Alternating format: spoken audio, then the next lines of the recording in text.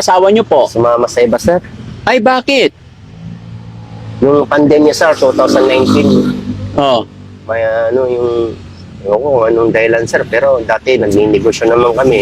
Kasi, sir, meron ng mga tumulong din sa amin tao, sir. Parang panimula namin. Oo. Kaso lang tinakbo ng asawa ko. Kaya naging ganito na naman yung buhay namin. Hanggang sa hindi na nakapag-aral yung mga anak ko. Kasi wala, sir, wala kaming permanent address, sir. Mm. Kung saan kami napapadpad. Oh, dapat talaga magkaroon ka permanent address para mapag-aral yung mga anak mo. Opo, sir. Kahit homeless pa tayo, kahit ganyan lang, kung talagang iraraos natin mapag-aral yung mga anak mo, tanggapin mo to, huwag kang mahiya. Sir, Sige na, makatulong sa inyong pamilya yan. maraming salamat, sir. Oh, walang ano man, ha? Maraming salamat, sir. Sana, yun lang hiling ko sa'yo. Gawan mo ng paraan para mapag-aral yung mga anak mo. Maraming salamat, Huwag sir. mong isipin yung ano, kung ano-ano ang isipin mo, huwag isipin yung ibang tao, huwag kang mahiya. Gawan mo ng paraan dahil ikaw ang tatay, ha? Opo, sir. Pasensya ka na sa akin. Naawa ako sa mga anak mo. Mga kababayan, mga kabarangay, magandang tanghali po sa atin lahat. Kumusta po kayo? Sana po ay nasa mabuti tayong kalagayan. Mga kababayan, mga kabarangay, panibagong araw, panibagong vlog. At sa araw na ito, mga kababayan, ay muli tayong sinamahan, itinuro ng ating mga kasamahang content creator na si Bahala na Joey, The Twin, at syempre kasama natin muli si Bakas ni Tax. Kaya muli po ako'y magpapasalamat sa kanila, sa kanilang pakikipagtulungan, sa kanilang pag-invite sa Team Daddy Frankie para marating yung mga kababayan natin na nangangailangan ng tulong. Gaya na lamang po sa oras na ito, mga kababayan, nadatnan namin ang pamilyang ito na kumakain po na kanilang lunch, pananghalian. Pero magtataka kayo, mga kababayan, kung bakit nandito sila sa silong ng mangga. Yan po ang reason bakit inilapit ng ating mga kaibigan ang pamilyang ito. Dahil sa nakikita nila na dito lamang po ang kanilang bahay at ang nagsisilbing kanilang tirahan ay isang tolda. No? So mga kababayan, hindi ko rin alam kung anong reason bakit sila napadpad or bakit humantong sa ganito ang kanilang pamumuhay. Mga kababayan, pagkatapos po nilang kumain, silang kakausapin para malaman natin kung ano nga ba talaga ang nangyari sa kanila. At baka sakali may maitulong ang Team Daddy Frankie. Mga kababayan, samahan niyo po kami at dire-diretso tayo sa video.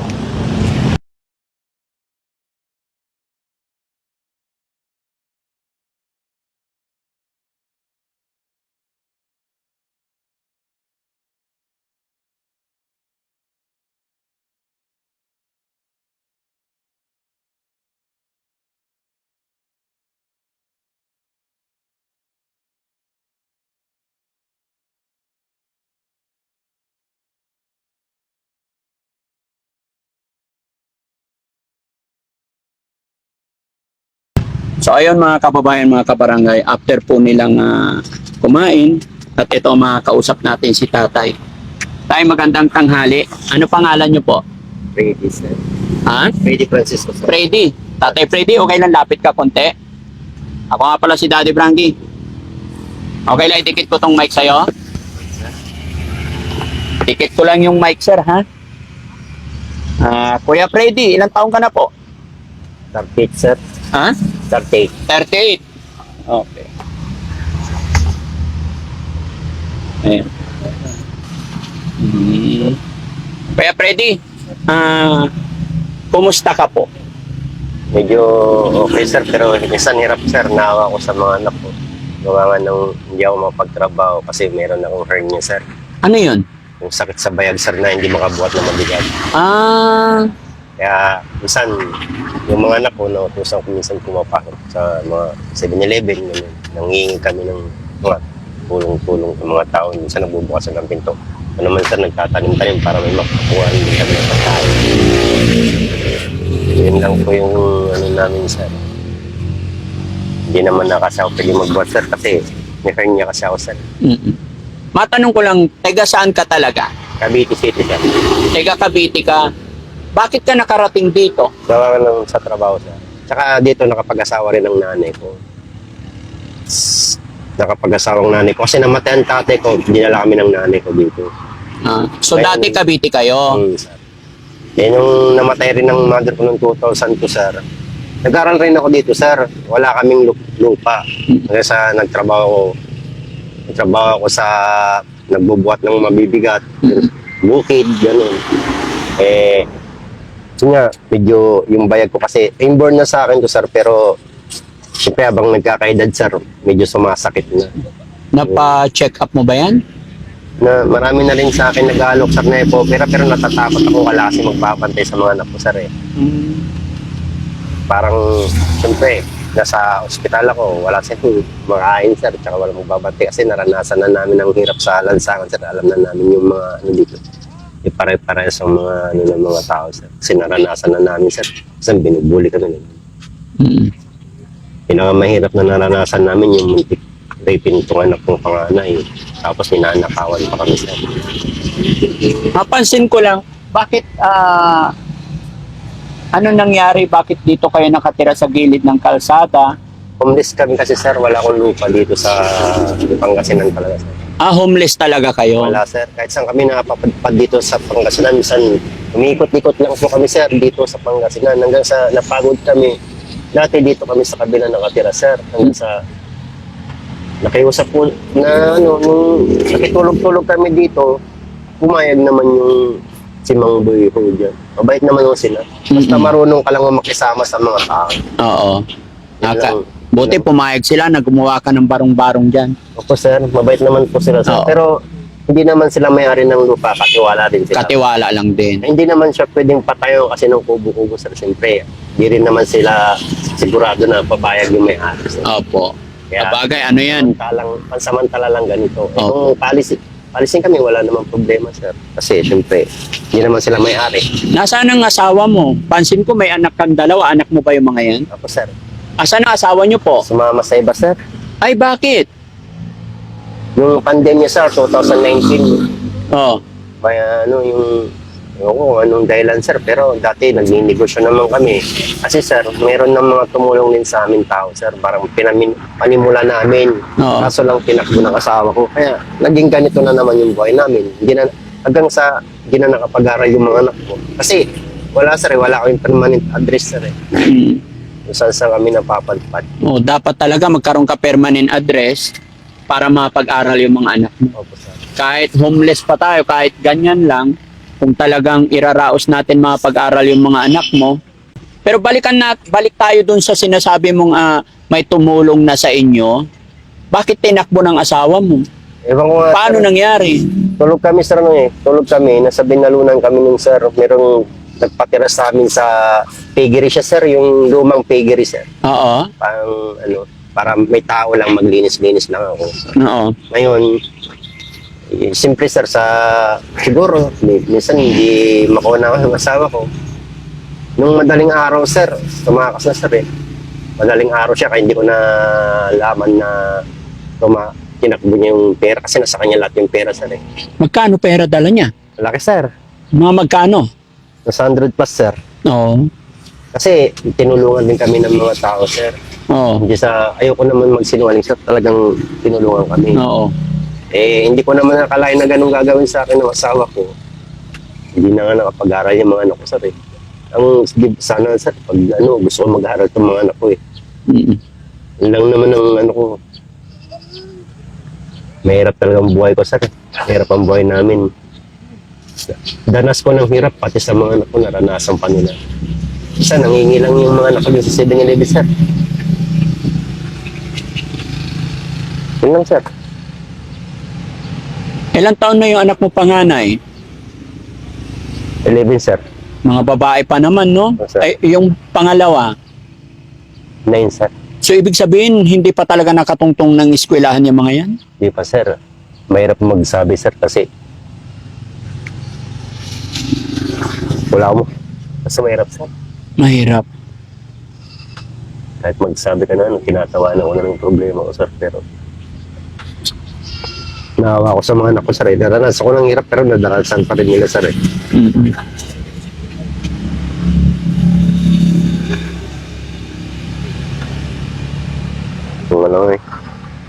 Yung Hindi na bumalik yung asawa mo, iniwan niya yung anak niya sa'yo? Iniwan niya, sir. Iniwan niya na wala kami ni Kusing. Oo. Tapos, malilit pa lang niya mga yan, sir. Bit ko yung mga yan, sir. Nagkakalakal ako. Itong panganay ko, sir, nasa 7 years old. Nung iniwan niya kayo. Yung bunso ko, itong isa, sir, nasa 4, sir, 4. So mula nung umalis yung asawa mo, tangay-tangay niya yung pera, until now hanggang ngayon hindi niyo na nakita, hindi na nagparamdam sa inyo? Paramdam naman, sir, nung wala na yung pera, sir, nakikipagbalikan sa akin, kaso lang niyawa ko na, sir. Sumama kasi, sir, sa mga gumagamit ng pinagbabawal na gamot, sir, eh. Ah, sumama siya doon. Sir. Nung naubos na yung pera, saka Right. bumabalik. Oo nga. Malamit ganun, sir, pag wala kaming pera, ay pag may pera kami, nilalayasan kami. Oo. Kukunin yung pera namin, lalayasan kami. Pero kapag wala ng pera, babalik sa amin. Ah. So ibig sabihin may bisyo din siya. Kaya, yun, pati yung mga anak ko, nagagawan ko rin siguro, sir. Siyempre, nagmahal lang ako, sir, eh. Oo. Gawa nga ng parang na-priority ko siya, parang nasanay ko siya. Sir. Na-spoiled. Na-spoil gano'n. Nagsisisi nga ako, sir, eh. Bakit? Eh, siyempre, yung mga anak ko, hindi nga nakapag-aral. Gawa nga ng siya yung nasusunod lahat. Oo. Pero anak niyong dalawa yung mga yan. Ako, sir, O, di ba? Dapat mahalin niya yung anak niya. wala namang iniisip yun, sir. Kung mahal niya anak niya, bakit niya ginawa ganun, sir? Mm. Napakabait mo, kuya, no? Napakabait mong tatay kasi after all ng ginawa ng asawa mo, hindi mo iniwan o hindi mo pinabayaan yung mga anak mo. Yan ko naman masasabi, sir, kasi hindi naman nila kasalanan yung ginawa ng nanay nila, sir. Eh. Oo. Kaso lang, ang kasalanan ko lang sa kanila, hindi ko sila may tira sa magandang tsaka di sila nakapag-aral. Ang importante, sir, kasama mo sila kahit papano. Dahil napaka-importante yung pagmamahal ng magulang para sa anak. O naman, sir, bibigay ko lahat. Kasi anak ko yung mga yun, sir, hindi naman kasalanan nila. Eh. Oo. Ang problema ko lang, sir, talaga, hindi sila nakapag-aral. Kasi ranas ko na yung hirap, sir, eh. May birth certificate ba yung mga yan? Palo pa lang, sir. At what do you mean palo? Yung ginagawa pa lang, sir. Antayin ko na lang daw, sir, kung kasi medyo matatagalan pa daw, sir. Eh. Oo.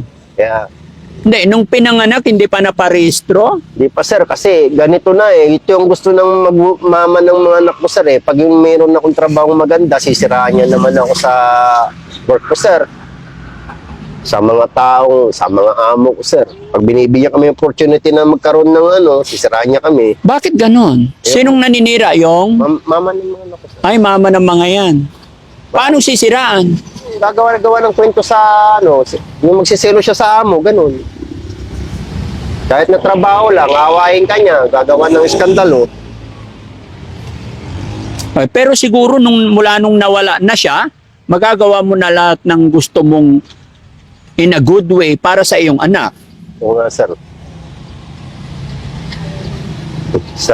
Sana nga, sir, yung gusto rin magtrabaho, sir, gawa nga ng mas. So, minsan sumasakit kasi yung hernia ko, sir, eh. Mm. Hindi ko, siyempre, pag may nangyari naman sa akin, paano naman sila, sir? So sa ngayon, sir, ano yung pinakapangunahing hanap buhay mo para masustentuan mo yung pagkain araw-araw? Minsan, sir, yun, kami ng mga tanim-tanim, sir, ganun. Ikaw may tanim niya at mga yan? Sir, pinaghirapan ko yun, sir. Oh. Minsan, kapag may Hanggang doon, no? So tanim mo lahat yung mga gulay dito. ito, sir, sa kanina sa kabila, sir. Ito ang tanim mo. Mabuti na masipag ka magtanim-tanim. Kasi nanggaling rin ako sa bukid, sir. Nakikibukid rin ako dati. Nung napipitas ng mga mais, palay, ganun. Nagbubuhat ng Kayo nga, medyo nagkakaedad na. Masakit na rin kasi yung hernia ko, sir. Eh. So, habang humidad ka, lumalaki. Lumalaki. Dapat kasi kung inoperan ka ng paopera mo na. Natakot ako, sir. Eh, di ba mas mahirap yung habang buhay dala-dala mo? Kasi operahan lang naman kuklose lang yan para hindi na lumalaki yung bayag, di ba? Sir. Parang los-los ba yun? Loss-loss yun. Huwag kang matakot kung may nag-offer sa'yo, opportunity na yun. Kawawa tayo yung mga bata kasi mga babae pa naman, dapat nakakapag-aral sila. Pwede ba tayo tawagin sila rito? Opo, sir. Dito? Pwede bang makasama sila? Opo, sir. Mga anak, punta kayo dito.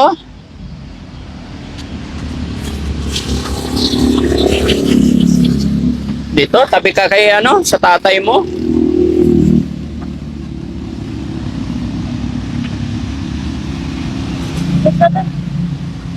Dito kayo, dito. Ayan. Anong pangalan mo? Mary. Si ate naman? Ate Mary, tsaka ate Eloisa, kumusta kayo? Okay lang. Hindi pa kayo nakakapunta ng school? Sayang naman. Di ba sa kahit sa elementary may public school? Meron naman, sir. Dapat dinala mo sila, tay. Dinala ko nga, sir, kaso lang ang hinahanap nila birth certificate, sir. Mm-mm. Eh, medyo sinasabi ko na, palo pa lang. Eh ngayon, nung December lang kasi kami nandito, sir, itong taon na to, ipapasusubukan ko makiusap sa school kung makakapasok sila kung hinihintay ko yung birth certificate Oo. nila, sir. Gawan mo ng paraan, no? Kasi sir, minsan mahihayin talaga ako sa mga tao, iniiwasan ko kasi yung gawa ka ng minsan binubuli kami, nahihayan na ako, sir. Paano natin mapag-aral yung mga anak? Tanggalin mo sa isip yung hiya hanggat wala kang ginagawang masama. Alam mo tayo, walang ibang tutulong sa iyo, sarili mo. Huwag mo isipin yung hiya para sa pag-aaral ng mga anak mo. Kasi tingnan mo, lumalaki na. Walang ibang magpapa-enroll yan, ikaw. Walang ibang magpo-provide ng birth certificate, ikaw. Gawan mo ng paraan, lakarin mo, magtanong-tanong ka lang. No? Kasi hindi ka ba nababahala? Dalaga na sila. Sir. Yung protection. Iba kasi pag nakapag-aral, marunong sila magbasa, magsulat, magbilang. Yun nga yun, sir, ang gusto kong mangyari, sir. Yun yung sana yung wish ko lang, sir, sana makapag-aral sila. Hindi makakapag-aral yan kung wish mo lang. Kailangan gawin mo. Ginagawa ko naman, sir, lahat. Minsan kasi simple kapos nga, malayo yung pinagkukuha ng ng birth certificate, sir. Saan ba Dito, kukunin? Sa mga taram, sir. Minsan, Malapit lang yun. minsan, sir, kapos nga sa pera, sir. Minsan, nanginginga lang po kami, sir, sa 7-Eleven, sir. Dito naman, yung kiningi naman nila doon, kinakain din lang naman namin, sir. Oo. Binibili namin ng bigas. Minsan, kapag may nagpatrabaho dito sa amin, nag-extra, ay nagpapatrabaho niya sa kabila, tatawagin ako, pinapa-extra naman nila ako. Ano bang nangyari sa'yo, ate? Nagising po ako. May lalaki po sa pako. Tapos sumigaw po ako. Nagising yung ading ko. Tapos tignan na po kong rapin. Tapos pinalo-palo po namin siya. Umalis na po siya. Mabuti, hindi ka napagsamantalahan. Saan yun nangyari dito sa bahay nyo? Sa ibang lugar, sir. Sa ibang lugar. Tapos minsan, ninanakawan rin kami. Nanakawan kayo. Kahit na ganito ang buhay namin, ganun. Kaya, Minsan kaya hindi kami nag-stay sa isang lugar, sir, kasi ganun nga, sir. Minsan nangingilala rin kami ng mga tao. Siyempre, yung umpisa kasi medyo mabait sila. Minsan, lulukoy lang kami ganun, sir. so, tay, pakatatag ka lang, no? Laban lang. Basta huwag mong pababayaan yung mga anak mo. At gumawa ka ng paraan, gaya ng aking sinabi, Tapos, sir. walang ibang tutulong sa inyo, sa mga anak mo, kundi ikaw lang. Hindi mo pwedeng iasa sa iba. Tapos, Kaya hanggat malakas ka pa, gawan mo ng paraan para makapasok sa eskwelahan ng mga anak mo, ha? sir. At bibigyan na lang natin sila ng baka sakali sa pamamagitan ng tulong natin. Buka lang tayo. Iyak ako, sir. Sa pamamagitan ng tulong natin mga kababayan is mai-provide na niya yung yung Birth certificate, sir. birth certificate. Siguro naman tayo, hindi naman ganun kalakihan yon, no? Hindi naman, sir. Ang inano ko na lang, sir, pamasahe, sir. Oo, so pamasahe lang. Pag may pamasahe ka na, Sir, lalakad ko na. makukuha mo na yung birth certificate. Hindi ko naman masusure, sir. Ipapalo ko nga lang, sir, yung tatanungin ko muna sa munisipyo kung ano na nila, sir. Hindi ko naman nasabing, makukuha ko na, sir. Siyempre, magsisinungaling naman ako, no? Oo. Siyempre, tatanungin ko muna sa mga circus sir, kasi busy kasi dati nung Botosan sir di ba? Kaya sa tagal ko rin din na papalo pa lang. Oh, sige. Yun naman kasi ang sinabi sa akin nung nagtatrabaho sa munisipyo sir. Oo. Siyempre hindi ko naman sila pwedeng mabilisan. Mabilisan yung naman kailangan na. Kaya ito, hindi na naman sila nakapag-aral. Pero pwede mo ipakiusap yan this coming enrollment. Pwede mo ipakiusap sa eskwelahan. Oo nga sir. Diba? Hingi ka ng tulong sa kapitan na parang katunayan na tiga dito ka sa barangay. Tatanggapin naman nila yan. Yun nga rin sir, kailangan kasi magparestro kasi rin ako dito sir. O bakit hindi ka parehistro? Gagawin ko rin yun sir. Magpaparestro diba? rin ako sir para medyo na-stay kami. Kaso lang baka dito sa lugar dito, hindi kami maka-stay gawa kasi dito highway kami sir eh. Kailangan talaga kami yung meron talaga yung safety talaga kami. Hindi dito sa Sir, kalsada. wag mo munang isipin yung nag-iisip ka na ng safety talaga eh. Kasi wala pa nga eh. Unti-unti yun. Hindi sir, may nag-aalok na sa akin sir. Oh, bakit hindi mo tinanggap? Gawa nga itong mga tanim ko sir eh. Hindi. Wala namang winte kung may magandang opportunity. Bakit hindi mo iwanan? Kung yung ibinibigay sa'yo na maganda opportunity Mga sir, para hindi ako mapag-aral. nag-aaral, sir, eh. Kasi marami na ako tinarabaho sir na. Minsan hindi ako na ano sir. Siya. O, sige tayo. Sana makatulong to sa inyo. 5,000. Sana ko na lang sir. Ha? Kaya ako. Sana ko na lang. Bakit? Iyaya ako dyan sa ngayon. Ha? Iyaya na ako. Mahihain ka? Hindi, tanggapin mo to. Huwag kang mahiya. Sir, Sige na, makatulong sa inyong pamilya yan. maraming salamat sir. Oh, walang ano man. Ha? Maraming salamat sir. Sana, yun lang hiling ko sa'yo. Gawan mo ng paraan para makapag-aral yung mga anak mo. Maraming salamat Huwag sir. mong isipin yung ano. Kung ano-ano ang isipin mo, huwag isipin yung ibang tao, huwag kang mahiya. Gawan mo ng paraan dahil ikaw ang tatay, ha? Tapos sir. Pasensya ka na sa akin. Naawa ako sa mga anak mo. Ha? Yes, sir. Walang ibang gagapang yan, kundi ikaw lang. Okay? Huwag kang lipat ng lipat, mag-stay ka sa isang lugar. Sir. Okay? Kapit lang tayo kay God, mag-pray parate. Tapos sir. Ha? Sige. Ano pangalan mo ni Sir? Freddy Francisco sir. Okay. So ayan mga kababayan, mga kabarangay, maraming salamat po. Isang pamilya na naman ang naabutan natin ng kaunting tulong pinansyal. At kay Tatay Kuya Freddy Francisco, i-bless sana sila ni Lord para maging maayos tong pamilyang ito. Samahan nyo rin kami mga kababayan. Pag-pray natin sila na malagpasan nila tong pagsubok na ito, lalong-lalo na't iniwan sila ng kanilang nanay. No? At ayon pa sa kay Tatay na itinakas pa yung pera nila na yun sana yung magsisilbing panimula nila. So ayan mga kababayan, mga kabarangay, pansamantala ang inyong lingkod ay magpapaalam at mag-iiwan po sa si Daddy Frankie na kasabihan na laban lang, walang susuko, walang aayaw. Magandang buhay po sa atin lahat. Daddy Frankie po, anak ng Pangasinan, from Pangasinan po. Shoutout po sa lahat ng nandyan sa premiere natin, sa lahat po na nagpapakulay, maraming salamat. Kay Ma'am Flora Vlog, ayan, maraming salamat po sa inyo. Shoutout po. God bless.